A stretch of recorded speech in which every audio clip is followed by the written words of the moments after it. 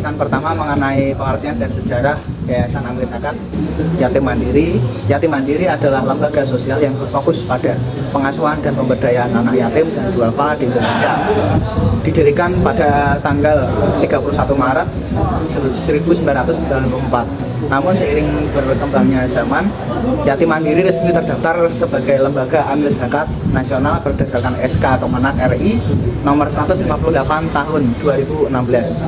Yang selanjutnya adalah pengumpulan yang dilakukan oleh lembaga amil zakat Yatim Mandiri ada beberapa cara. Yang pertama adalah direct fundraising, yang mana Yatim Mandiri ini melakukan interaksi secara langsung terhadap berbagi untuk mengajak mereka menyalurkan zakat mereka. Dan yang kedua adalah indirect fundraising, yang mana Yatim Mandiri ini melakukan sosial terhadap masyarakat dengan menyebar brosur dan majalah dan juga memasang spanduk dan bersilaturahmi kepada para donatur. Masuk penjelasan tentang pendistribusian yatim mandiri. Kami mengambil contoh dari Yatim Mandiri Cabang Tulungagung yang mana mereka mengutamakan program pendidikan. Pemenuhan kebutuhan pendidikan ini merupakan langkah jangka panjang untuk membangun karakter maupun mindset jiwa kemandirian, sebagaimana yang telah dijelaskan Bapak Sofwan Ada Firdaus selaku staf pendistribusian. Pendistribusian yatim mandiri Tulungagung juga ada yang disalurkan di program pemberdayaan ekonomi, yaitu pembinaan Bunda Mandiri.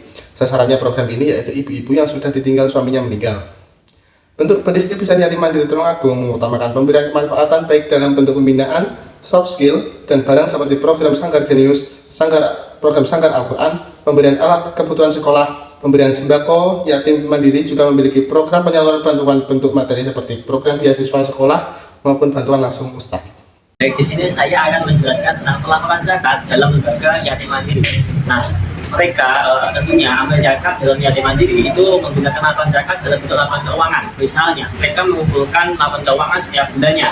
Mereka menyatukan berapa zakat yang terkumpul, kemudian disalurkan pada bidang pendidikan yang paling banyak, dan kemudian dakwah sebagai bidang yang paling banyak disalurkan kedua, dan juga yang ketiga adalah kesehatan. Selain juga mereka menyatukan dalam bentuk laporan keuangan, mereka juga menyatukan dalam bentuk artikel dan juga berita. Seperti misalnya yang saya ambil dalam laporan artikel berita dari Yatim Mandiri Cabang Tulungagung, di mana mereka memberikan santunan kepada anak-anak yatim dan juga duafa. Ya. Baik, hasil dari observasi kami tentang lembaga amil yatim mandiri khususnya di Cabang Tulungagung, bahwasanya sebelum berubah menjadi yatim mandiri, lembaga ini bernama Yayasan Pembinaan dan Pengembangan Panti Asuhan Islam dan Anak Asuh.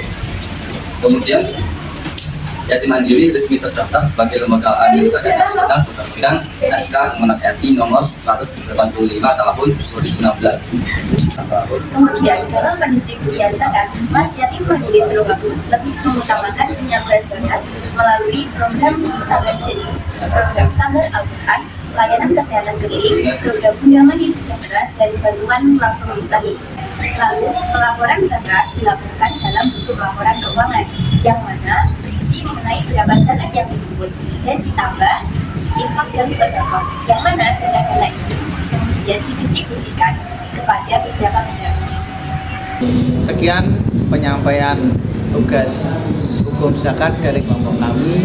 Mohon maaf apabila ada kekurangan dalam penyampaian. Sekian kami akhiri. Wassalamualaikum warahmatullahi wabarakatuh.